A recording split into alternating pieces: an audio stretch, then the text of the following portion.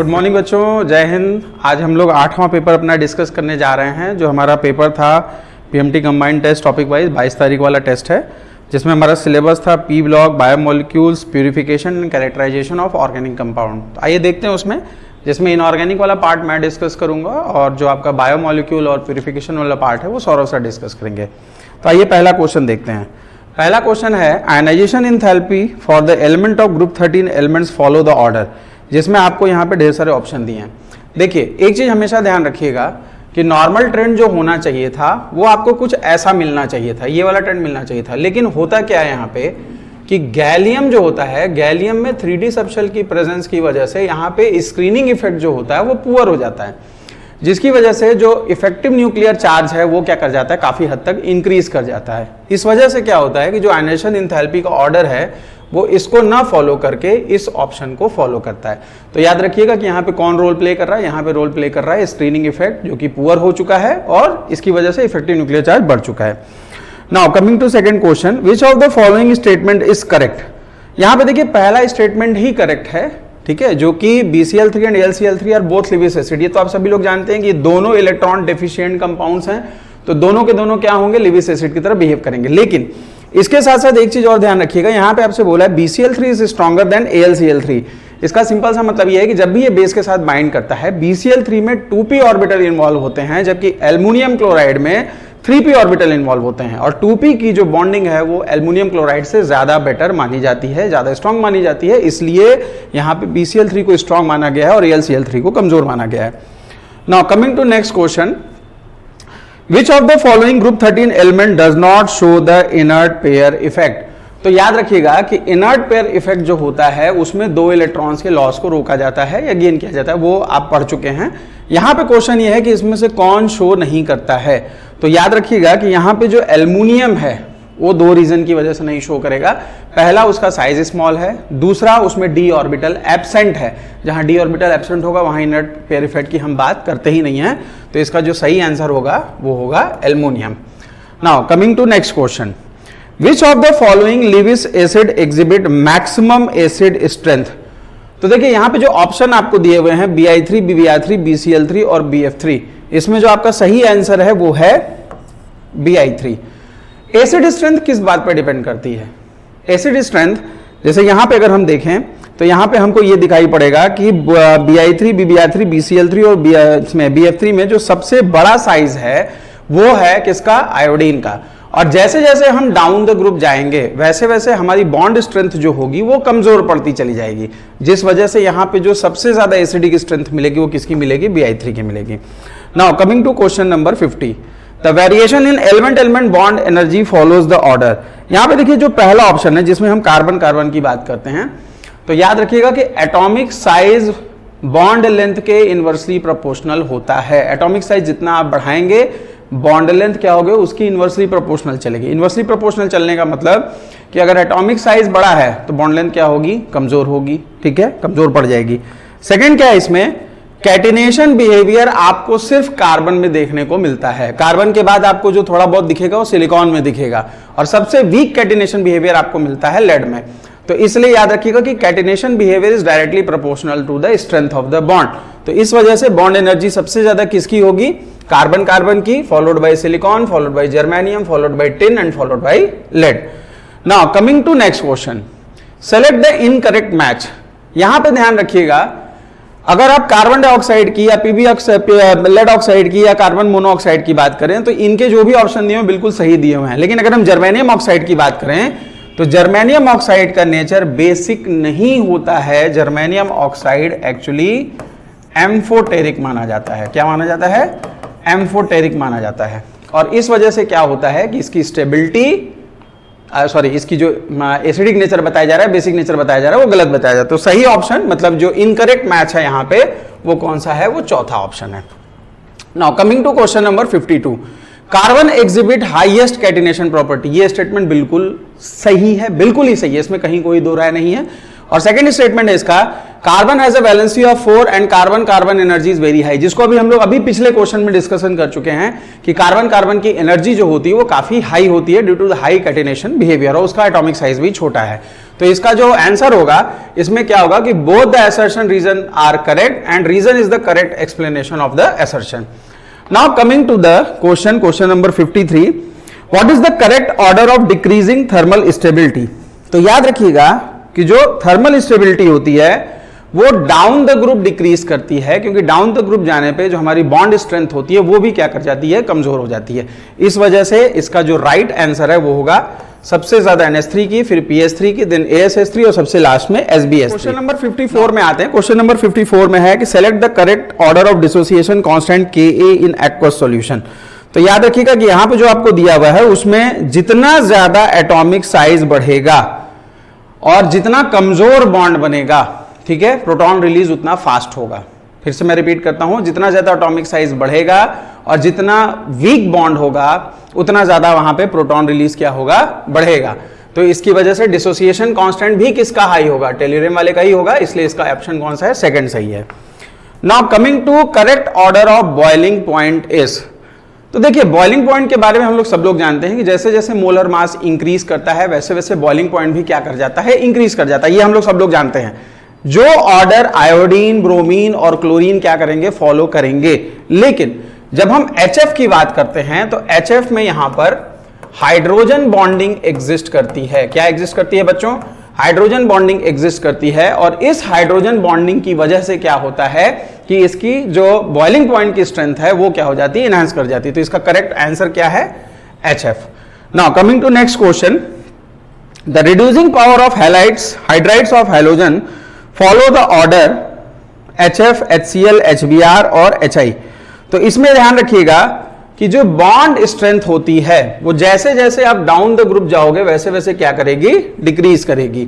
ठीक है, तो यहां पे आपसे क्वेश्चन पूछा है कि दिस इज ड्यू टू, तो electronegativity from fluorine to iodine से इसके ऊपर कोई फर्क नहीं पड़ने वाला, डायपोल मोमेंट से भी कोई फर्क नहीं पड़ेगा, आयनेशन एनर्जी से भी कोई फर्क नहीं पड़ेगा। लेकिन जब हम बॉन्ड स्ट्रेंथ की बात करते हैं तो बॉन्ड स्ट्रेंथ क्या होता है, HF से HEI जाने पे हमारी डिक्रीज करती है, और इस वजह से इसकी जो रिड्यूसिंग पावर है वो भी किस ऑर्डर को फॉलो करती है, HF, HCl, HBr और HI को। तो इसका करेक्ट आंसर होगा bond strength from HF to HI। Now coming to next question, which of the following reactions is not feasible. देखिए इस क्वेश्चन को करना बहुत आसान है। अगर आप इसको नहीं भी पढ़े हैं इस क्वेश्चन को तो आप चाहें तो थोड़ा सा जनरल नॉलेज लगा के कर सकते हैं। जैसे यहां पे ध्यान से देखिए क्वेश्चन को, F2 2Cl F - Cl2 दिया हुआ है, Cl2 Br दिया हुआ है, Br2 I दिया हुआ है, लेकिन यहां पे देखिए Br2 के बाद F दिया हुआ है। याद रखिएगा कि डिस्प्लेस वही कर सकता है जो ऊपर मौजूद हो, न कि नीचे। आप इन सभी केसेस में देखिए क्लोरीन के ऊपर वाला एटम मौजूद है फ्लोरीन, ब्रोमीन के ऊपर वाला क्लोरीन और आयोडीन के ऊपर वाला ब्रोमीन, लेकिन इस केस में फ्लोरीन के नीचे वाला एटम ब्रोमीन यहां पे मौजूद है। तो याद रखिएगा कि जो डाउन द ग्रुप वाला एलिमेंट होता है वो अप द ग्रुप वाले एलिमेंट्स को डिस्प्लेस नहीं कर सकता है। तो इसलिए नॉट फिजिबल कौन सा होगा, थर्ड ऑप्शन। चलिए बच्चों क्वेश्चन नंबर 58 में देखते हैं, the bond dissociation energies for halogen are in the order I2 F2 Br2 Cl2। तो यहां एक चीज ध्यान रखिएगा कि फ्लोरीन इसलिए पीछे आया है क्योंकि इसका साइज क्या है, बहुत स्मॉल है, लेकिन इसकी जो इलेक्ट्रॉन डेंसिटी होती है वो क्या होती है, बहुत हाई होती है। अब इस हाई इलेक्ट्रॉन डेंसिटी की और स्मॉल साइज की वजह से यहां पे होता क्या है कि इसके इलेक्ट्रॉन आपस में ही रिपेल करना शुरू कर देते हैं, और जब ये आपस में रिपेल करेंगे तो सिंपल सी बात है कि जो हमको बॉन्ड डिसोसिएशन एनर्जी का ट्रेंड मिलना चाहिए था कि F2 की सबसे ज्यादा है, वो ज्यादा ना होकर क्या हो जाती है, कम हो जाती है। Now coming to second option, यहां पे अगर हम देखें तो ऑक्सीडेशन स्टेट सिर्फ -1 बताया, जो कि बिल्कुल गलत है, क्योंकि हमको पता है इंटर हैलोजन कंपाउंड जब बनाता है तो वहां पे मल्टीपल कभी कभी प्लस में भी शो कर लेता है, तो ये स्टेटमेंट बिल्कुल गलत है। Now coming to third option, amount of energy required for the excitation of to first excited state. तो ये बात तो सही है, जैसे जैसे हम डाउन द ग्रुप जाते हैं वैसे वैसे हमारी आयनेशन एनर्जी क्या करती है, डिक्रीज करती है।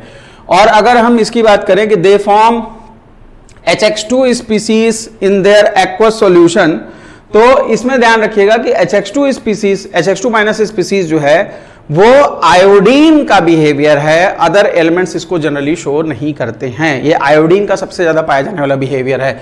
तो यहाँ पे जो स्टेटमेंट आपके गलत निकल के आ रहे हैं वो चौथा स्टेटमेंट गलत निकल रहा है और दूसरा स्टेटमेंट गलत निकल रहा है, यानी ऑप्शन जो होगा वो आपका होगा चौथा। Now coming to question number 59। अगर हम 59 नंबर क्वेश्चन की बात करें तो यहाँ पे साफ साफ दिख रहा है हमको कार्बन मोनोऑक्साइड। अगर हम कार्बन मोनोऑक्साइड की बात करें तो कार्बन मोनोऑक्साइड का नेचर न्यूट्रल होता है। अगर हम बैरियम ऑक्साइड की बात करें तो बैरियम ऑक्साइड का नेचर बेसिक होता है। अगर हम एल्युमिनियम ऑक्साइड को देखते हैं तो एल्युमिनियम ऑक्साइड हमको नॉर्मली एम्फोटेरिक मिलता है और Cl2O7 हमको एसिडिक मिलता है। अब देखिए इस तरह का क्वेश्चन अगर आप याद करेंगे तो हम लोग के जो पिछले टेस्ट पेपर्स हुए हैं रेडॉक्स वाले, उसमें भी इसी तरह का क्वेश्चन था जिसमें मैंने आपको एक्सप्लेन किया था कि एसिडिक या बेसिक बिहेवियर जो होता है वो डिपेंड करता है किस पे, ऑक्सीडेशन स्टेट पे। अगर आप क्लोरीन की ऑक्सीडेशन स्टेट यहां निकालोगे तो यहां पे क्लोरीन की ऑक्सीडेशन स्टेट अराउंड +7 आ रही है, जो कि one of the highest oxidation state है। जितना ये इलेक्ट्रॉन लूज करेगा उतना ज्यादा इसका ऑक्साइड का नेचर क्या होता चला जाएगा, एसिडिक होता चला जाएगा। So this is the answer और इसका सही आंसर होगा second. Now coming to next question. थोड़ा सा मुझे देखने में दिक्कत हो रही है इसलिए मैं पेपर का इस्तेमाल कर ले रहा। Select the incorrect statement. यहां पे आपको पहला स्टेटमेंट दिया है oxides of all halogen acts as strong oxidizing agent, तो ये स्टेटमेंट बिल्कुल सही है। दूसरा है iodine oxides I2O4, I2O5 and I2O7 are insoluble solid and decomposes on heating, ये भी स्टेटमेंट बिल्कुल सही है। तीसरा स्टेटमेंट आते हैं bromine oxides are most stable halogen oxide, ये स्टेटमेंट बिल्कुल गलत है बिकॉज जो स्टेबिलिटी का ऑर्डर होता है वो ऐसे फॉलो करता है, क्लोरीन सबसे ज्यादा, followed by bromine, followed by iodine. तो इसलिए जो इसका जो इनकरेक्ट स्टेटमेंट है वो ये है, बाकी तो स्टेटमेंट आपके सही हैं। चौथे स्टेटमेंट पे आए, bromine is less soluble in water but more soluble in CCl4, तो ये हमको पता है ये इसके नॉन पोलर नेचर की वजह से होता है, CCl4 में वो ज्यादा सॉल्युबल होता है, ये भी स्टेटमेंट बिल्कुल सही है। Now coming to which of the following act as strong oxidizing agent, इसमें से कौन सा ऐसा है जो कि स्ट्रॉन्ग ऑक्सीडाइजिंग एजेंट की तरह बिहेव करेगा। तो याद रखिएगा कि ऑक्सीडाइजिंग पावर जो होती है वो डिपेंड करती है किसके, इनवर्सली प्रोपोर्शनल होती है ऑक्सीडाइजिंग स्टेट, ऑक्सीडेशन स्टेट के। और आपसे पूछ रहा है कि कौन सा इसमें सबसे स्ट्रॉन्ग ऑक्सीडाइजिंग एजेंट है, तो यहां पे जो क्लोरीन की ऑक्सीडेशन स्टेट है वो बहुत ज्यादा है, +7 के आसपास है, तो ये उतना ज्यादा पावरफुल स्ट्रॉन्ग ऑक्सीडाइजिंग एजेंट नहीं होगा जितना पावरफुल और स्ट्रॉन्ग ऑक्सीडाइजिंग एजेंट कौन है, HClO है, क्योंकि इसकी ऑक्सीडेशन स्टेट क्या है, लो है, तो इसका पहला आंसर सही होगा। Now coming to which of the following have highest positive electron gain enthalpy, देखिए आपको यहाँ पे हीलियम, आर्गन, जीनॉन और नियॉन दिया हुआ है, तो आप एक चीज का ध्यान रखिएगा कि नोबल गैसेस के पास इलेक्ट्रॉन लेने की टेंडेंसी नहीं होती है। जब नीचे जाते हैं तो थोड़ा सा भाई चूंकि इफेक्टिव न्यूक्लियर चार्ज स्ट्रांग हो जाता है, हल्का फुल्का वो ले लेते हैं, कंपाउंड भी बना लाते हैं, जैसे जीनॉन के कंपाउंड आपको देखने को मिलते हैं XeF6 के वगैरह। लेकिन हीलियम और नियॉन के केस में अगर हम जाएंगे तो नियॉन बिल्कुल भी इलेक्ट्रॉन नहीं लेना चाहता, बिल्कुल, बिकॉज सबसे स्टेबल इनर्ट गैस कॉन्फ़िगरेशन को ये फॉलो करता है, तो नियॉन बिल्कुल भी इलेक्ट्रॉन नहीं लेना चाहेगा, इसलिए सबसे हाईएस्ट अगर किसी की पॉजिटिव इलेक्ट्रॉन गेन एंथैल्पी होगी तो वो नियॉन की होगी। I hope you got it, इसमें किसी तरह की कोई प्रॉब्लम नहीं होगी किसी को। चलिए अब आ जाते हैं क्वेश्चन नंबर 63 पे। यहां आपसे पूछा है विच of the following is not the common product of hydrolysis of XeF2 and XeF4। तो याद रखिएगा यहां पे जो प्रोडक्ट आपको दिए हुए हैं उसमें जीनॉन दोनों में बनेगा, HF दोनों में बनेगा, O2 दोनों में बनेगा, XeO3 दोनों में बनेगा। मैं कोशिश करता हूं इसका रिएक्शन यहां पे आ जाता है तो मैं लिख देता हूं। जैसे अगर हम लोग पहले वाले रिएक्शन की बात करें XeF2 की, तो ये बनाएगा 2XeF2 plus 2H2O gives 2Xe plus 4HF plus O2। तो देखिए यहां पे XeO3 का फॉर्मेशन नहीं हो रहा है, अगर हम पहले रिएक्शन की बात करें तो XeO3 का फॉर्मेशन यहां पे नहीं हो रहा है। और अगर हम XeF4 वाला रिएक्शन कराते हैं तो XeF4 वाले रिएक्शन में हमको मिलेगा, हम इसको बैलेंस करेंगे, पहले हम XeF4 प्लस H2O लिख देते हैं। इसमें जो प्रोडक्ट बनेगा बेटा वो बनेगा XeO3, यहाँ XeO3 का फॉर्मेशन होगा, यहाँ पे इसके बाद इससे जीनॉन भी बनेगा, यहाँ पे HF का फॉर्मेशन होगा और यहाँ पे O2 का फॉर्मेशन होगा।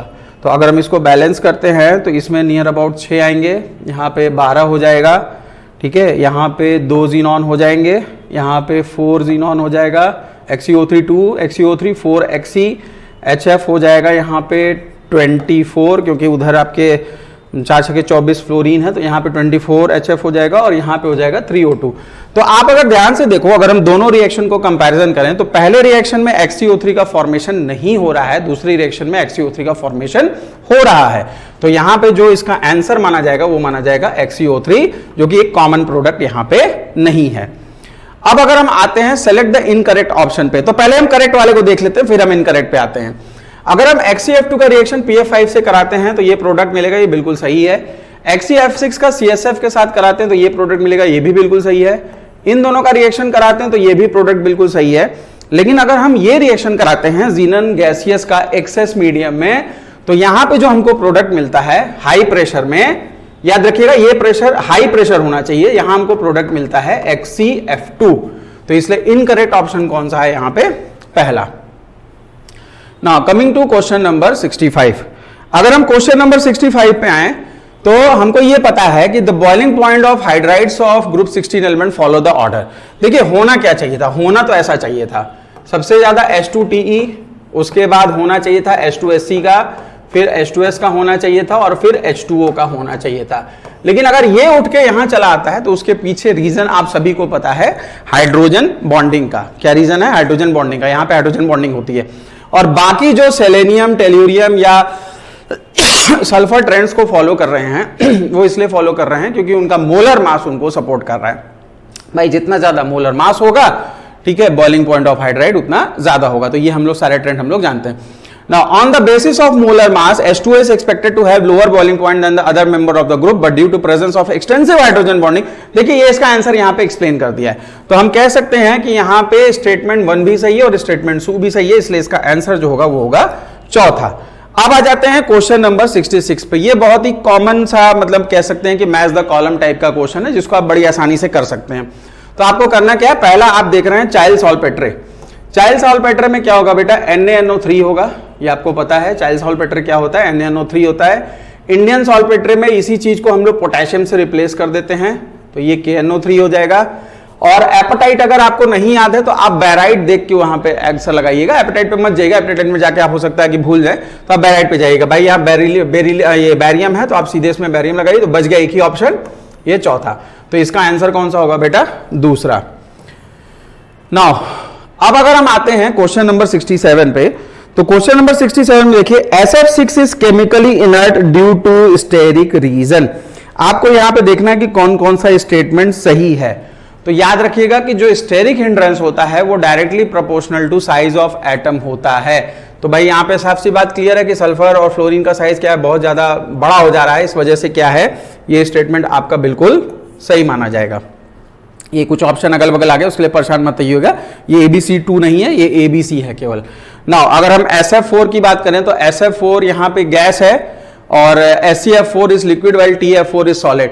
तो ये जो फिजिकल स्टेट होती है ये डिपेंड करती है किस पे, कह लो कि आप मॉलिक्यूलर साइज पे डिपेंड करती है। जितना ज्यादा मॉलिक्यूलर साइज बढ़ेगा उस हिसाब से उसकी फिजिकल स्टेट भी क्या होती चली जाएगी, चेंज होती जाएगी। क्योंकि इंटरमॉलिक्यूलर फोर्सेस जो आप इस केस में देख रहे हो कि SF4 गैस है, SeF4 लिक्विड है और TF4 क्या है, सॉलिड है। इंटरमॉलिक्यूलर फोर्सेस स्ट्रांग होती चली जा रही हैं टेल्यूरियम में due to its high size, मतलब बड़े साइज की वजह से। अब अगर हम तीसरा ऑप्शन देखें इसमें, monohalides of sulphur and selenium exist in dimeric form, तो ये बिल्कुल सही है, ये हम लोग शुरू से पढ़ते चले आ रहे हैं कि ये डायमेरिक फॉर्म में एग्जिस्ट करता है। तो ये भी स्टेटमेंट क्या है, सही है। मतलब यहाँ पे पहला, दूसरा और तीसरा स्टेटमेंट क्या है, बिल्कुल सही है। अब HCl6 exist as sulphur can expand its octet. देखिए सल्फर अपना ऑक्टेट एक्सपैंड कर सकता है क्योंकि भाई उसके पास डी सबशेल प्रेजेंट होती है। लेकिन प्रॉब्लम क्या है कि अगर ये फ्लोरीन होता तब तो ठीक है, स्टेरिक हिंड्रेंस वहां पे उतना ज्यादा नहीं लगता जितना, जैसे हम लोग पहले वाले में पढ़े कि भाई केमिकली इनर्ट होता है स्टेरिक रीजंस की वजह से। जब फ्लोरीन में ही स्टेरिक हिंड्रेंस इतना ज्यादा हाइपर मोड में चला जा रहा है तो क्लोरीन की बात क्या करें। इवन हम HCl6 तो छोड़िए, हम HCl4 का भी अगर फॉर्मेशन करते हैं तो वहां पे भी हमको प्रॉब्लम देखने को मिलती है। इसलिए याद रखिएगा कि HCl6 नहीं एग्जिस्ट करेगा, ये आंसर गलत है। तो इसका जो आंसर होगा वो होगा पहला। Now coming to question number 68, again it's a match the column question। तो याद रखिएगा पहला जो आपका फ्लोरस्पार है, फ्लोरस्पार में आपको कैल्शियम फ्लोराइड पाया जाता है। उसके बाद अगर हम क्रायोलाइट की बात करें तो क्रायोलाइट के बारे में हमने क्लास में भी, मतलब जिन क्लासेस में मैं पढ़ाता हूं उसमें मैंने आपको कई बार बताया कि क्रायोलाइट एल्युमिनियम के एक्सट्रैक्शन के टाइम पे भी इस्तेमाल किया जाता है। तो अगर उनकी बात करें तो ये Na3HF6 हैं क्रायोलाइट, ठीक है। आई थिंक इसमें कुछ गड़बड़ है, मैं देख लेता हूँ, शायद ये Na3AlF6 है, इसको मैं एक बार चेक कर लूंगा। नाउ जो एप्सम सॉल्ट है सी वाले की अगर हम बात करें, कुछ गड़बड़ है इसमें, ठीक है। चलो एप्सम सॉल्ट की बात करते हैं। एप्सम सॉल्ट जो होती है वो होती है मैग्नीशियम सल्फेट .7H2O। और अगर हम कॉपर पायराइट की बात करें तो कॉपर पायराइट होता है CuFeS2। तो कुल मिला जुला के इसका जो आंसर आएगा वो आएगा चौथा। तो इस तरीके से इनऑर्गेनिक वाले पार्ट का जो डिस्कशन है वो हम लोग खत्म करते हैं। अगर इसमें कोई भी आपको प्रॉब्लम हो तो आप इन पर्सन भी मिल सकते हैं, और मैं कोशिश करूंगा कि इस बार इसकी जो रिटन आंसर की है वो भी आपको प्रोवाइड कर दूं, मतलब मैं लिखा हुआ आंसर भी आपको प्रोवाइड कर दूं ताकि आपको समझने में आसानी हो। और फिर भी अगर कोई डाउट हो तो मैं बार बार बोलता हूँ NCERT पढ़िए, आसपास जो आपको JRS का मटेरियल प्रोवाइड किया जाता है वो पढ़िए, आपका जितना भी प्रॉब्लम होगा वो रिजॉल्व हो जाएगा। और बाकी किसी प्रॉब्लम अगर फिर भी बचती है तो उसके लिए हम सब आपके लिए अवेलेबल है। जय हिंद बच्चों।